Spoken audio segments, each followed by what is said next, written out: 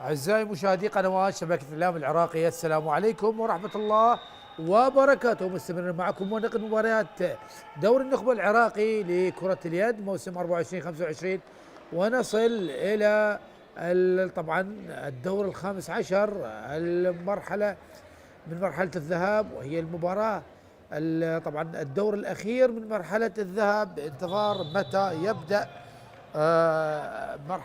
متى تبدأ مرحلة الإياب.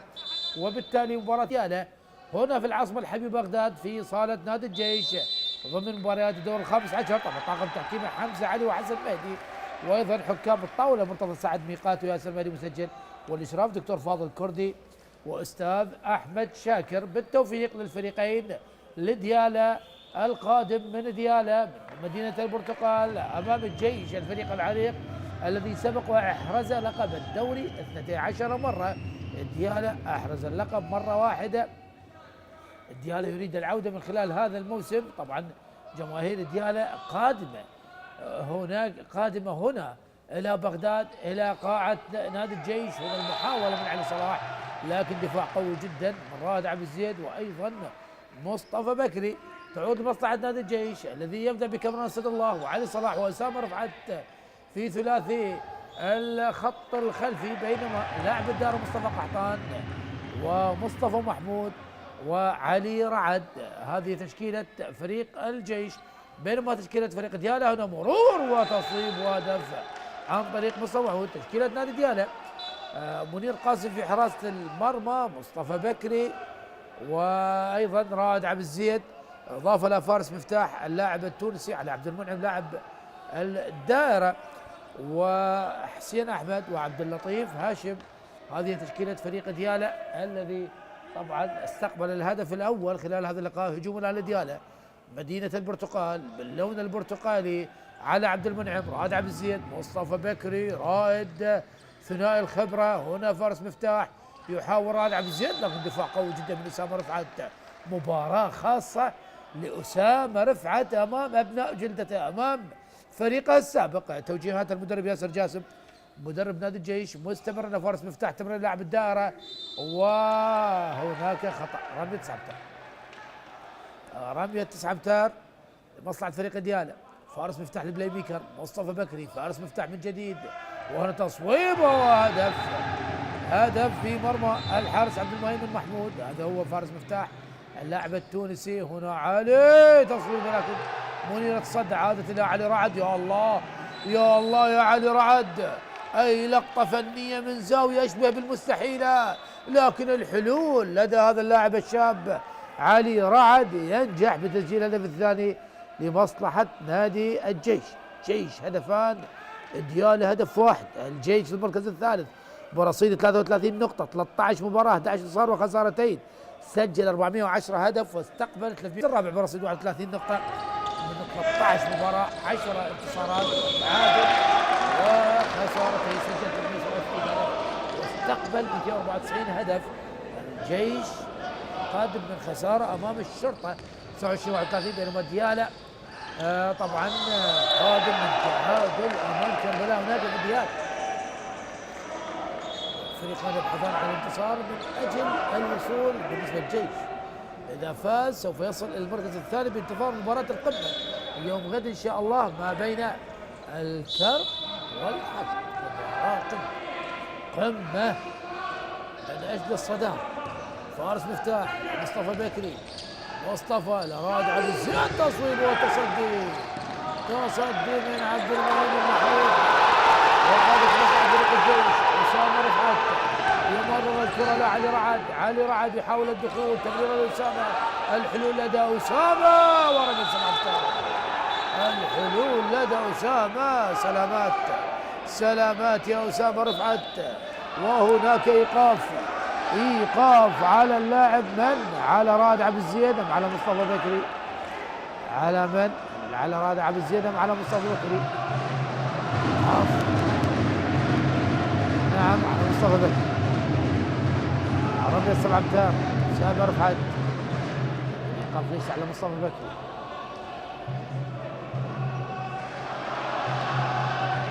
أسامة رفعت رمية 7 امتار أمام منير.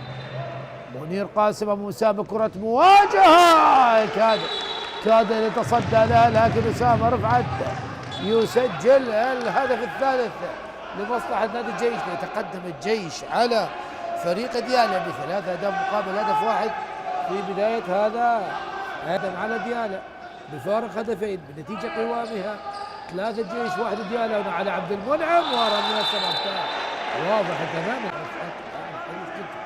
حريص على كل لقطة من المشاهدة، يشجع ويوازن ويدعم اللاعبين.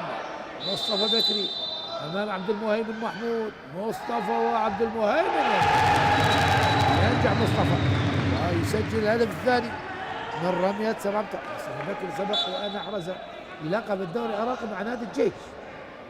علي رعد، لا اسامه الثنائي الاشول في صفوف فريق الجيش. كاميران، مصطفى محمود في الخط الخلفي. الجيش لا يريد الاستعجال، تمريرات هادئه بدون مفاجاه. الان بدا الدوران، بدأت التقاطعات والتصويبة. هدف كان بالإمكان تفاديه من منير قاسم، لكن لم ينجح بالتصدي لهذه الكرة. والهدف الرابع لمصلحة فريق الجيش. 4 الجيش، هدفان لديالى.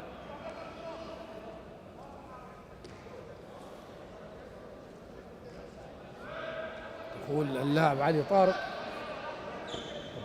الإيقاف على فارس مفتاح اللاعب التونسي. اللقطة مع أسامة رفعت رمية 9 أمتار على عبد المنعم لاعب الدار. رائد عبد الزيد، مصطفى بكري، علي طارق، مصطفى بكري وتصدي من عبد المهيمن. وهناك رمية 9 أمتار، رمية 9 أمتار دفاع قوي جدا كان من كاميران اسد الله. ومصطفى بكري يقول هناك دفع يا سيدي الحكم، لكن الحكم يكتفي بعقوبة 9 أمتار. مصطفى بكري قال يلعب بدون حارس مرمى، تصويبه جميله مصطفى بكري يسجل ثاني الاهداف لمصلحه فريق ديالى 3-4 الجيش. كاميرون الى اسامه رفعت يحاول، لكن دفاع قوي من رائد عبد الزيد يواجه اسامه رفعت في هذه اللقطه. يعرفون تماما خطوره هذا اللاعب رائد عبد الزيد بكري، وطبعا الصاحب في البدلاء يعرفون تماما خطورة اسامه رفعت. سبق وان لعب معهم تصويبه من كاميران اسد الله، لكن تصدي من منير قاسم وتمريره طويله لم تصل لحسين احمد، هدف مصعد فريق الجيش.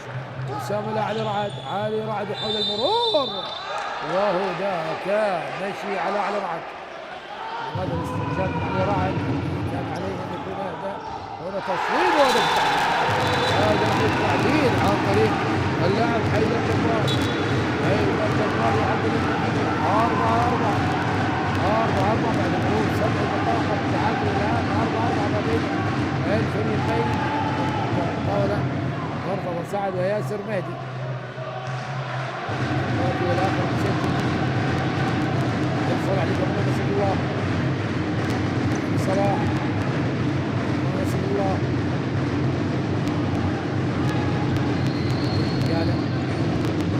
حاضر نجم التشجيع والمؤازرة.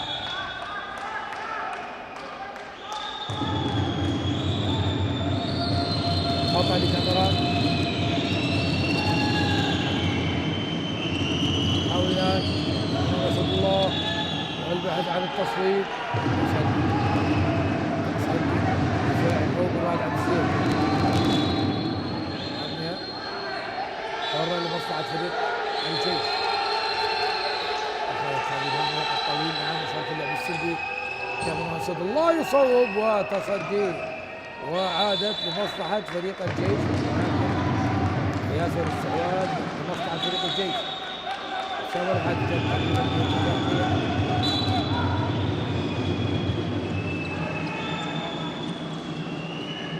متقدم ينجح. وهناك المطالبة بالإيقاف. زيد آخر لاعب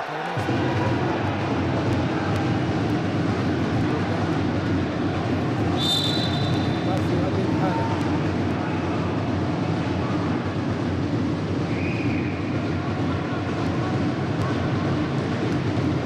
فارس مفتاح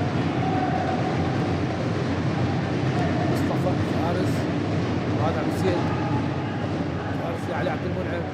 رائد مصطفى بكري يبحث عن تصويب، دفاع قوي من كاميران.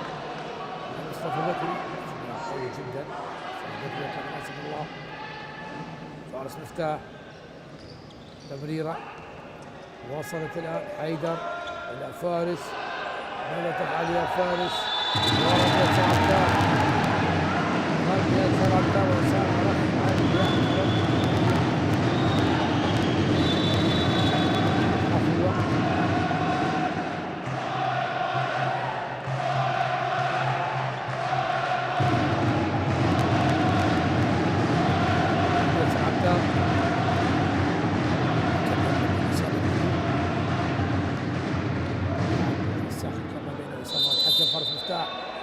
عبد المهيمن. هل ينجح فارس مفتاح؟ ينجح من كده بخمس دقائق يتقدم على فريق الجيش. يتقدم على الريال 4 أهداف مقابل هدفين. الريال سجل 3 أهداف على التوالي والجيش لم يسجل أي هدف. سجل 5 رجال 4 الجيش. علي صلاح ناصر الله صلاح الجديد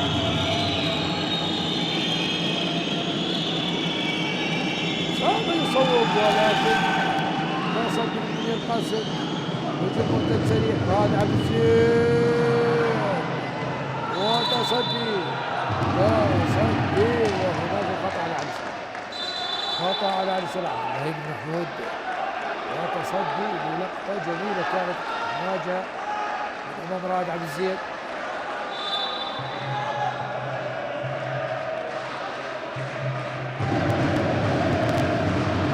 فارس مفتاح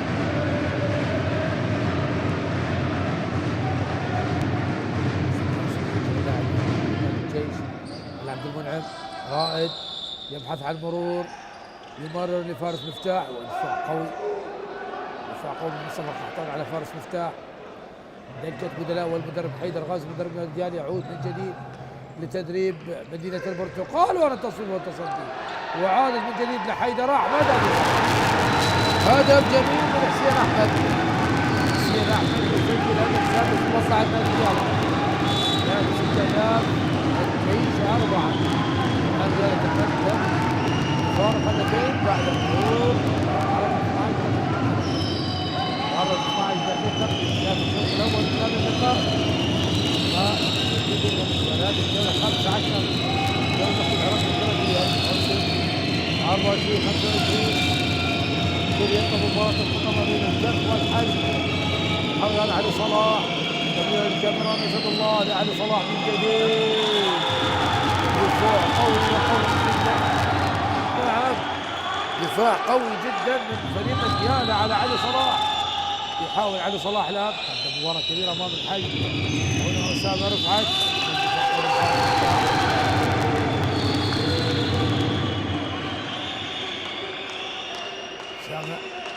مصطفى قطان يتكلم مع مصطفى علي صلاح لعلي رعد.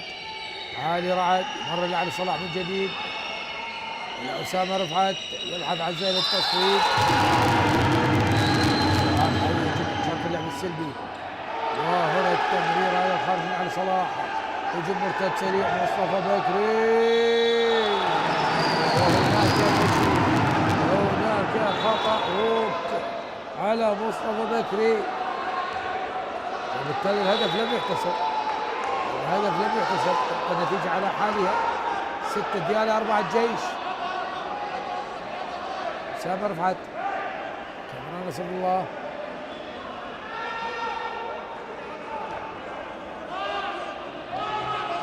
ستة ديالة 4 لنادي الجيش.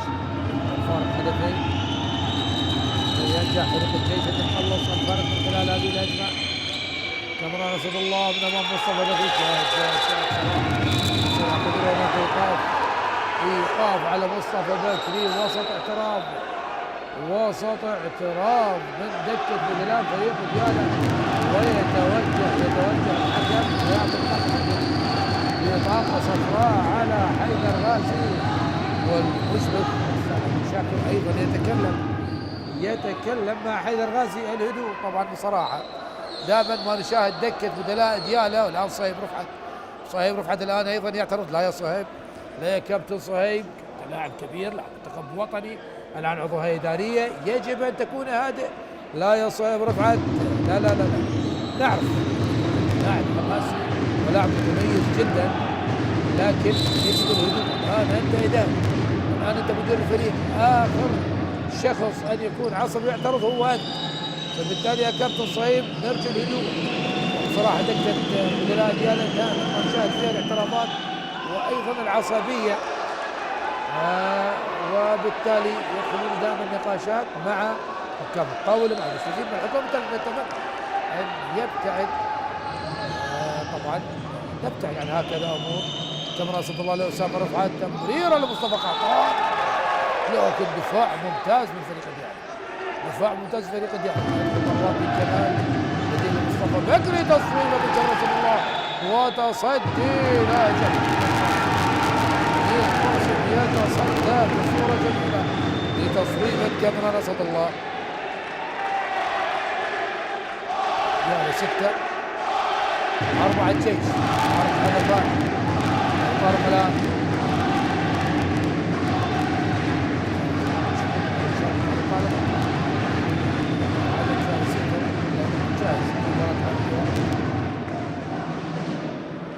حيدر، رائد، فارس مفتاح، أبو طارق، تمريرات قصيرة،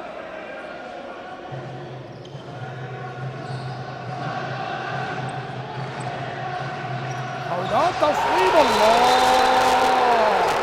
تصويبة جميلة وجميلة جدا من فارس مفتاح، وينجح بتسجيل الهدف السابع. 7 ديالا، 4 الجيش.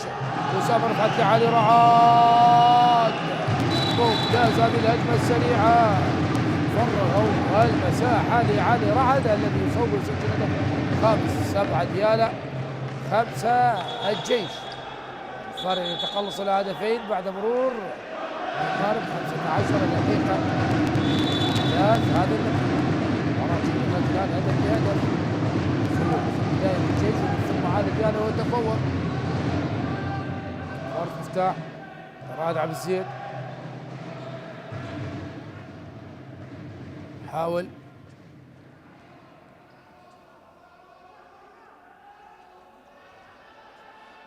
رائد إلى حيدر جبار، فارس مفتاح على عبد المنعم، رائد، تمريرات، تقاطعات، ولا تصويب، وهدف. هدف جميل من علي طارق، هدف الثامن. 8 ديالا، 5 الجيش. علي صلاح يطلب الهدوء، كاميران اسد الله، مصطفى محمود كاميران، مباراة مهمة جدا. من سوف يظفر بالمركز الثالث على الأقل، على الأقل بالنسبة لفريق الجيش إذا ما فاز سوف يعود إلى المركز الثاني. هنا علي صلاح، دخول وتصويب، وهناك رمية 9 أمتار، والمطالبة برمية 7 أمتار من علي صلاح، لكن الحكم يقول رمية 9 أمتار. مصطفى إلى أسامة، حاول فريق ديالا، الدفاع متقدم من فريق ديالا على فريق الجيش. كما رصد الله، وتمريرات، هنا تصويبة لكن بعيدة تماما إلى الخارج.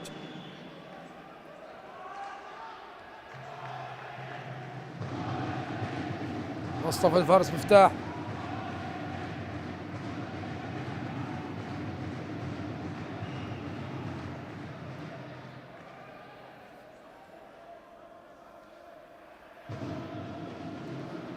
مصطفى بكري يعود من جديد بعد الإيقاف.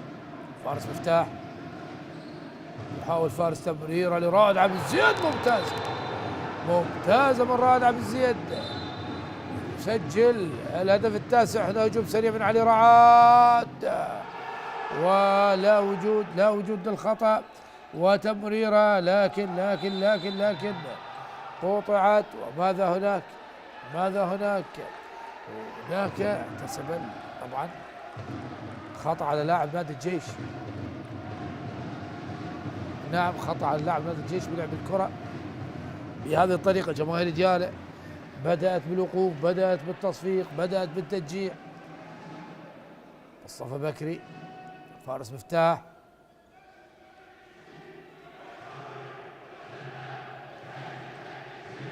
مصطفى يحاول، رعد عبد الزيد الى مصطفى من جديد، وعلي رعد. هل هناك ايقاف؟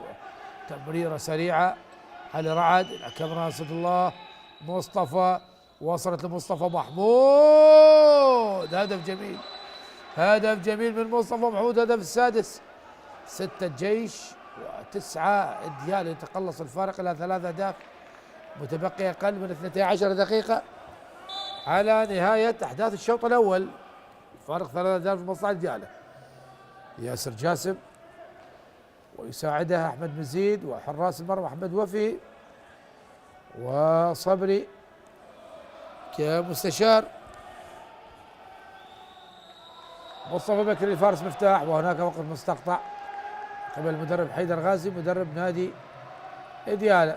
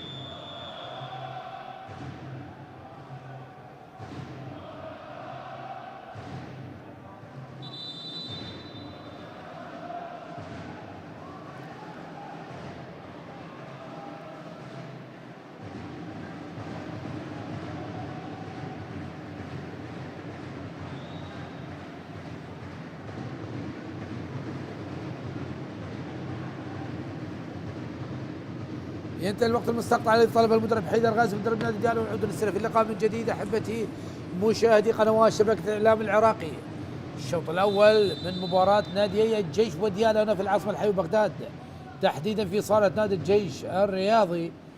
ودياله يتفوق على الجيش لغايه الان ب9 اهداف مقابل 6 اهداف. مباراه مهمه جدا للفريقين من اجل الوصول الى المركز الثالث بالنسبه لدياله، والثاني نادي الجيش. راد عبد الزيد تمرير، الله الله الله الله الله، تمريرات جميله وانسجام كبير ما بين لاعبي نادي دياله. اسامه رفعت ابن دياله، ابن دياله، عاد جماهير دياله ايش راح يقولون عليك يا اسامه؟ وايضا علي صلاح، الثنائي من انتاج مدرسه دياله. ونعرف تماما، نعرف تماما مدرسة دياله على مستوى رياضة كرة اليد دائما منتجة للاعبين كبار. يحاول الآن مصطفى قحطان، وهناك خطأ، هناك خطأ. هل هناك إيقاف؟ نعم، إيقاف على مروان بن كمال لمصلحة مصطفى قحطان. إيقاف آخر على لاعبين نادي دياله، فارس مفتاح مصطفى بكري، والآن مروان بن كمال. أسامة رفعت من أمام منير قاسم، أسامة دياله السابق، أسامة ينجح بالتسجيل، هدف سابع لمصلحة نادي الجيش. جيش 7 أو نعم، ودياله 10. يعود الفارق إلى 3 أهداف لمصلحة نادي دياله، متبقي أقل من 10 دقائق على نهاية الشوط الأول. الآن فريق دياله يلعب بدون حارس مرمى، دخول علي عبد المنعم بديلا للحارس منير قاسم من أجل اكتمال الصفوف بسبب النقص العددي. خروج مروان بن كمال، وارث مفتاح لا على عبد المنعم.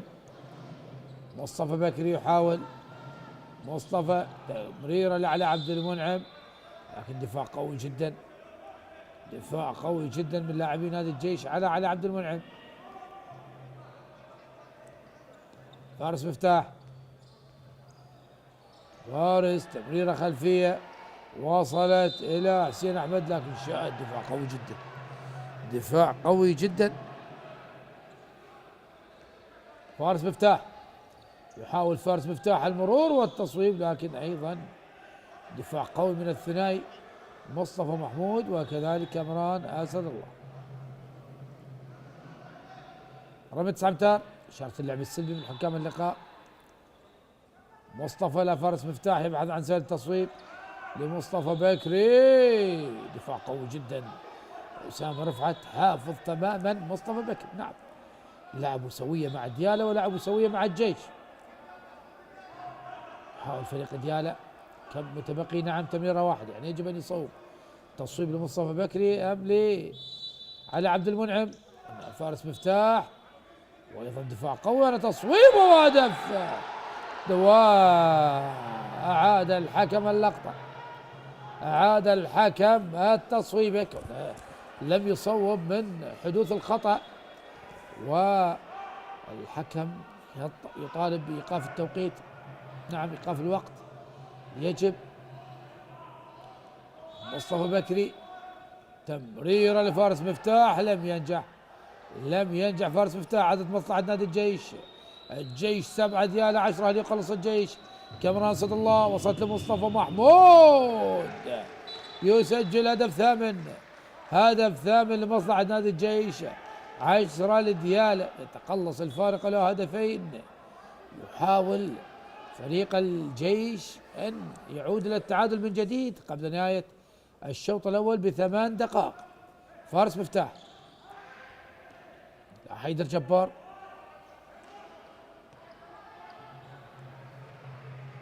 يحاول الآن فارس مفتاح، البلاي ميكر، هدوء، علي طارق.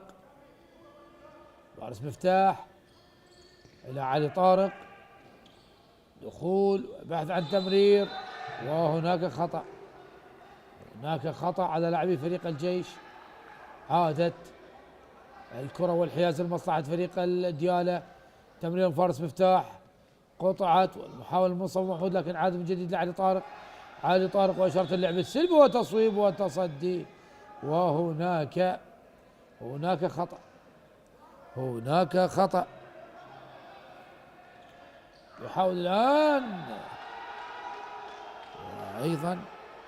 أيضا دفعات قوية، هدف في مرمى عبد المهيمن محمود. يعني أعتقد عبد المهيمن محمود سوف يتم استبداله، يعني أعتقد سوف يدخل حسين عبد الهادي، ليس بأفضل حالات، لديه إمكانية، لديه يعني لديه مستوى أفضل من هذا المستوى الذي شاهدناه. تكلم عن الحارس عبد المهيمن محمود. الهدف 11 لمصلحة نادي ديالى مقابل 8 الجيش. عاد فريق ديالى ويتقدم فرق 3 أهداف من جديد. كاميران صد الله، دفاعات قوية، لكن كاميران صد الله تصويبه من مسافة بعيدة ليسجل الهدف التاسع لمصلحة نادي الجيش. 9 11 ديالى، متبقي 6 دقائق على نهاية أحداث الشوط الأول. شوط أول جميل لغاية الآن ما بين الفريقين. راد عبد الزيد يعود من جديد، هذا مروان بن كمال، وأيضا فارس مفتاح الثنائي التونسي في صفوف فريق ديالى. علي طارق، راد عبد الزيد، علي طارق من جديد، مصطفى بكري، علي يحاول المرور والتصويب، وهدف في مرمى حسين عبد الهادي. نعم، تم استبدال عبد المهيمن محمود ودخول حسين عبد الهادي.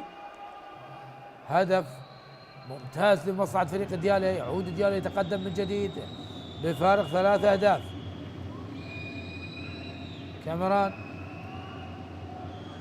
مصطفى، كاميران أسامة رفعت، إغراء لمصلحة فريق الجيش، يبحث عن زاوية دفاع متقدم من ديالى. كاميران أسد الله، لكن هناك خطأ لمصلحة كاميران أسد الله، اللاعب الإيراني. هذا هو كاميران، دفاعات قوية جدا من ديالى. كاميران يبحث عن زاوية التصويب، تمرير أسامة رفعت، صعب جدا هذا اللاعب أسامة رفعت أن يضيع هكذا كرات مواجهة، وبالتالي هدف رقم 10 لمصلحة نادي الجيش. 10 الجيش 12 ديالى. يعود الفريق الجيش ويقلص الفرق من جديد إلى هدفين. ديالى يريد أن يعود الفارق إلى 3 أهداف. علي طارق، مصطفى بكري، علي طارق من جديد، راد عبد الزيد لعلي طارق، مصطفى بكري يحاول الدخول، تمريرة إلى حسين أحمد، بعيدة تماما من حسين أحمد إلى الخارج. عادت لمصلحة فريق الجيش. الآن أسامة رفعت، علي عباس الذي يدخل بديلا لعلي رعد. أسامة يبحث فريق الجيش عن هجمة ومحاولة من أجل تقليص الفرق إلى هدف واحد. فقم من علي طارق على أسامة رفعت.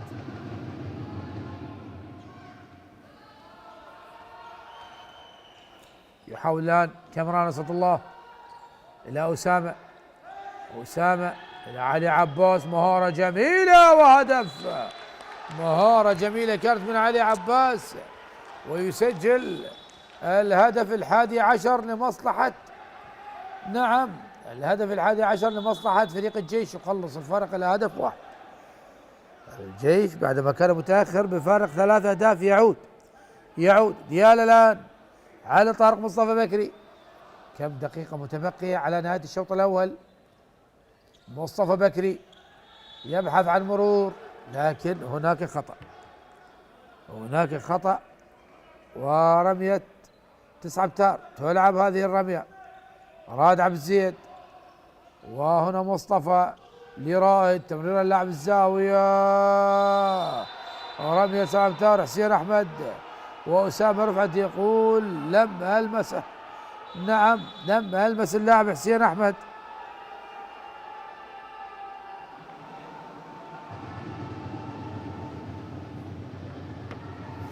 رمية 7 أمتار. حيدر غازي يتكلم، وأنا حسين أحمد بانتظار ما هو قرار الحكم.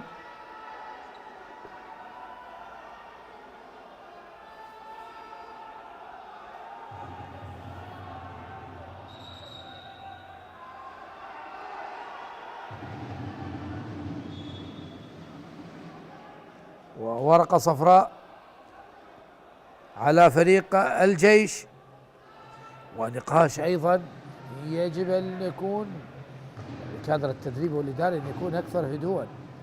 خلاص يا أسامة رفعت، لا داعي للاعتراض، لا داعي للنقاش، تم إيقافك ويجب أن تتقبل قرار الحكم بروح رياضية.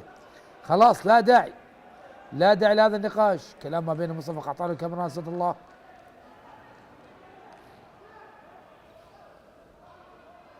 فارس مفتاح على تنفيذ الرمية الجزائية. فارس من امام عبد الحسين، لكن ينجح فارس مفتاح بتسجيل الهدف 13 لمصلحة نادي ديالا. دقيقتين و20 ثانية على نهاية أحداث الشوط الأول. ديالا 13 الجيش 11. الشوط الأول يقترب من النهاية. علي رعد الآن كلاعب ساعد أيمن بديلا لأسامة رفعت الذي خرج للإيقاف.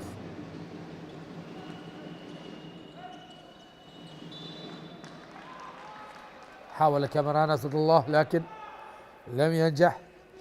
تعود الهجمة لمصلحة فريق الجيش. يحاول الآن كامران أسد الله، وصلت لمصطفى قحطان، ودفاع قوي جدا من مصطفى بكري.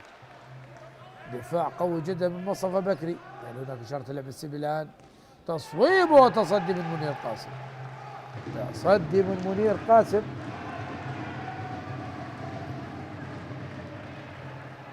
يعود ديالا ويتقدم فارق 3 أهداف قبل نهاية هذا اللقاء تقريبا بدقيقة.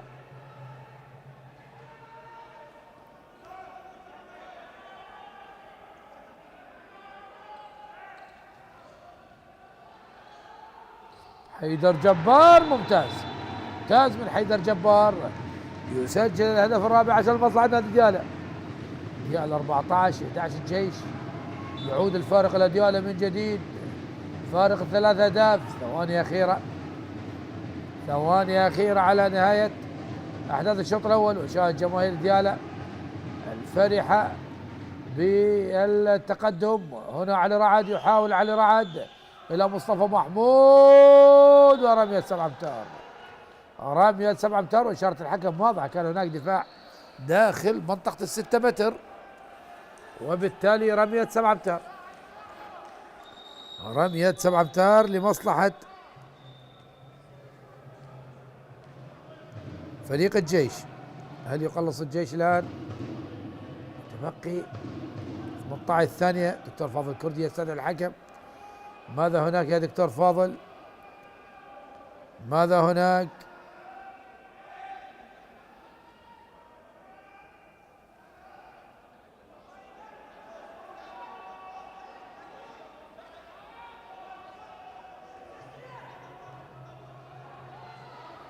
أسامة رفعت يعود من جديد أمام منير قاسم، وأسامة ينجح بالتسجيل.